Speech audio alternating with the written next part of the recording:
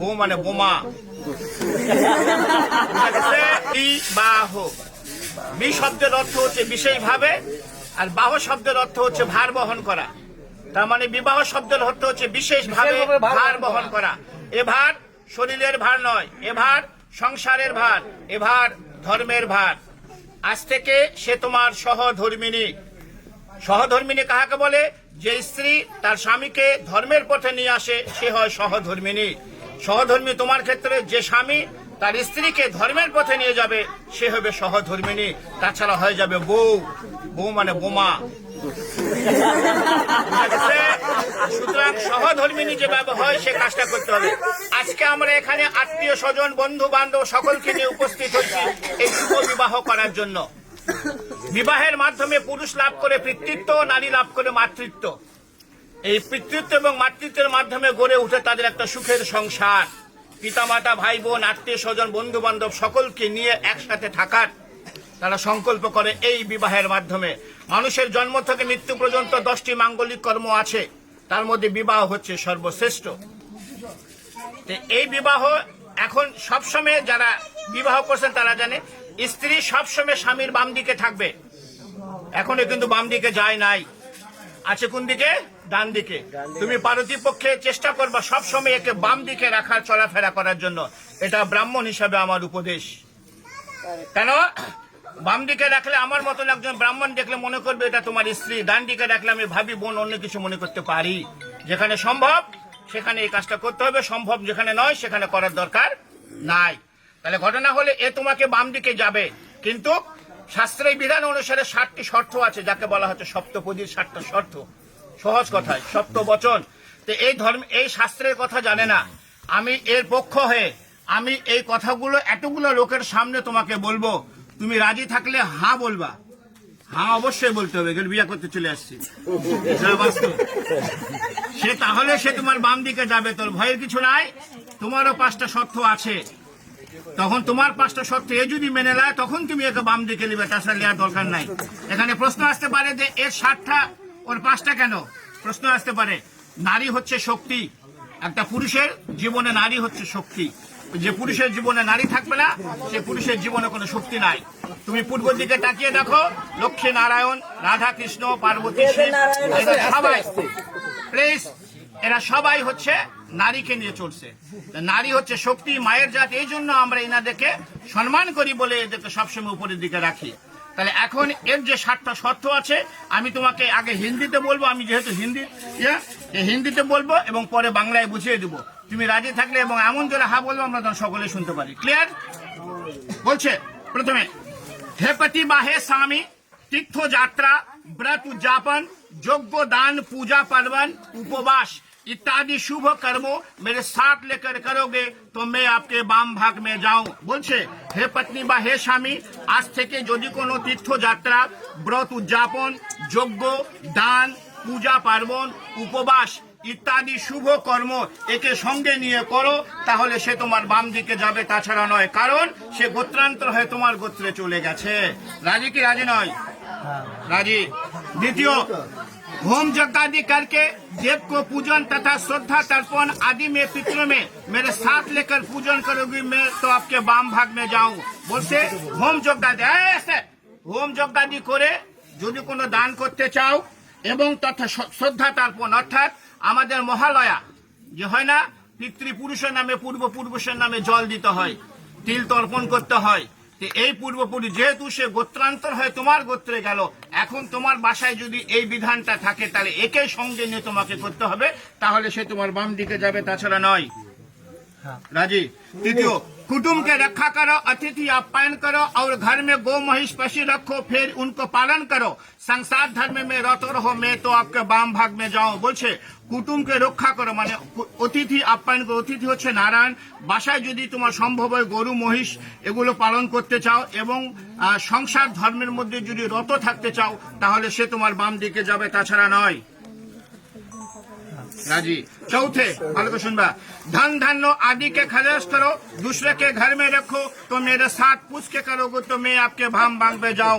এতদিন যা করেছি এখন থেকে ধন ধান্য আদিকে খরচ করে ইচ্ছা মতন আর খরচ করা যাবে না। দুসরেকে ঘর মে রাখো, অন্যকে যদি বাসায় রাখতে চাও, অন্য যে কোনো হোক, কোনো কাজের হোক তোমার যে, তাহলে এর সঙ্গে একটু পরামর্শ করে তাহলে তোমাকে রাখতে হবে, তাছাড়া নয়। রাজি। पांचवे, मंदिर बगीचा घर तालाब इत्यादि बनाओ, बना के तथा उसके रक्षा करो तो मैं आपके बांग भाग में जाओ। भगवान যদি কোনো সময় কি কৃপা করে তুমি মন্দির বানাও, বাগিচা বানাও, ঘর বানাও এবং বানানে শুরু হবে না, ওদেরকে রক্ষা করো, তাহলে সে তোমার এগুলো পরামর্শগুলো তার সঙ্গে একটু করতে হবে, কারণ সে হয়ে যাবে সহধর্মিণী। তার মানে তার সঙ্গে একটু পরামর্শ করে এই কাজগুলো করতে হবে, তাহলে সে তোমার বাম দিকে যাবে, তাছাড়া নয়। রাজি। এখন এই দুটো ভালো করে শুনবা। परदेश में यह अपना देश में व्यवसाय वाणिज्य चाकरी कृषि काज करके कमा कर लाओ और मेरे संपूर्ण भरण पोषण करो, मेरे बाबा माँ भाई बहन आत्मीय स्वजन के सम्मान करो तो मैं आपके बाम भाग में जाऊं। निजेर देश होक विदेश होक, যার যে কর্ম ব্যবসা বাণিজ্য চাকরি কৃষি কাজ করে ইনকাম করে এনে এর সম্পূর্ণ ভরণ পোষণ তোমাকে করতে হবে। এর বাবা মা ভাই বোন আত্মীয় স্বজন যেগুলো আছে তাদেরকে সম্মান করতে হবে, তাহলে সে তোমার বাম দিকে যাবে, তাছাড়া নয়। রাজি। এটা একটু ভালো করে শুনো তুমি, তোমার কাছে কোনো সমস্যা নেই। সাথে, आज से हम आपका पत्नी सब सुख दुख भाग करके लेऊंगा और रत्न तो हीन भावना और कामना हुए, परंतु पर स्त्री और पर नारी के नाश हो तो मैं आपके बाम भाग में जाऊं। কি বলছে?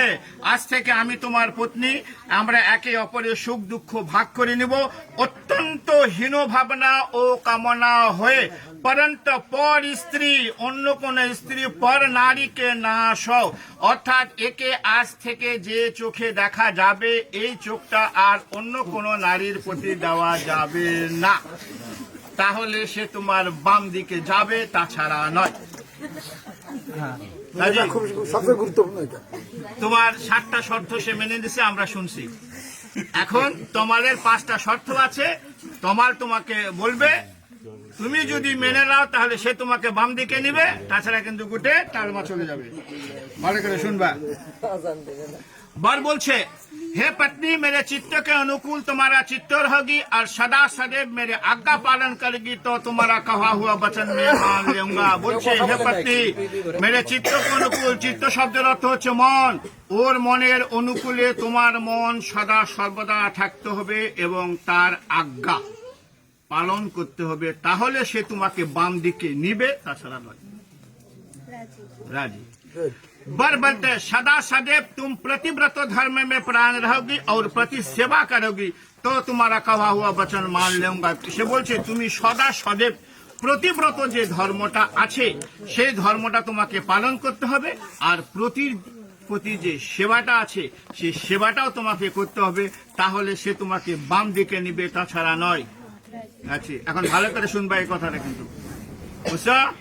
बर बोलते हैं, बोलছে, आज से तुम्हारा सास सिंहार जब मैं घर रहूंगी तब तुम पूरा तरह से करोगी, अन्यथा नहीं, इसलिए तुम्हारा सब सास सिंगार मेरे लिए है। बर বলছে, স্বামী যখন, প্রত্যেক নারীরই কর্তব্য, যারা আছেন বিবাহ করছেন তারা জেনে নেন, প্রত্যেক নারীরই কর্তব্য, স্বামী যখন বাসায় থাকবে তখন নারীদেরকে উচিত অত্যন্ত সেজে গুজে থাকার। স্বামী বাসায় নাই, সাজার কোনো দরকার নাই, কারণ এই সাজ দেখার অধিকার সম্পূর্ণ হচ্ছে স্বামীর। ওই একটা শর্ত দিয়ে আসছে, ওই যে পরন্ত পর স্ত্রী না কর, এই যদি সেজে গুজে অন্য জায়গায় থাকে অন্যজনের চোখ পড়বে। এই জন্য স্বামী যখন বাসায় থাকবে প্রত্যেক নারীদের সেজে গুজে থাকতে হবে, স্বামীর চোখ যায় অন্য কোনো নারীর প্রতি না যায়। স্বামী যদি বাসায় থাকে সাজবে, স্বামী বাসায় না সাজা দরকার নাই। স্বামী যদি তোমাকে সঙ্গে করে কোথাও নিয়ে যায়, তুমি যত পরিমাণ সেজে গুজে যাবা তাহলে সে তোমাকে বাম দিকে নিবে, তাছাড়া নয়। রাজি। আজকালকার যুগে স্বামী যখন বাসায় থাকে মেয়েরা কি করে? ম্যাক্সি পরে থাকে।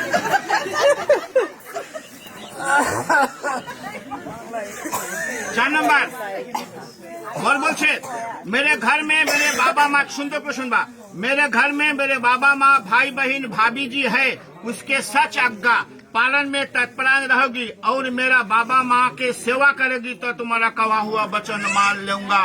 বলিছে তুমি এই পরিবারে 20 বছর 22 বছর 24 বছরের পিতামাতা ইনারা, আমি ইনাদেরকে ভুলতে বলিনি।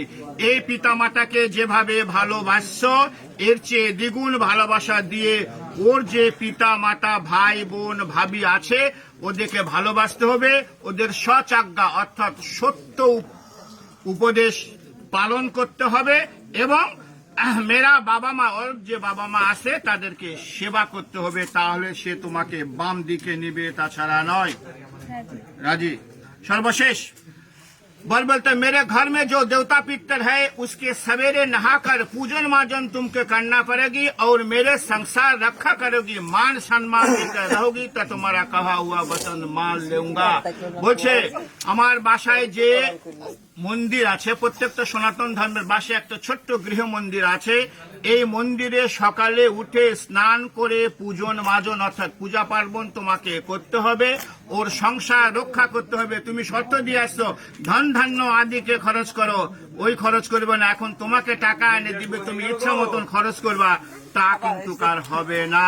ওর সংসার রক্ষা করতে হবে, ওর মান সম্মান দিয়ে রক্ষা করতে, ওই যে শর্ত আগে দিয়ে আসছে মান সম্মান দিয়ে থাকতে হবে। তুমি সেজে গুজে আসো, আমি যাই বললাম তো তোমার বউকে দেখলাম খুব সাজে গুজে আসে, মান সম্মানের একটা হানি হবে।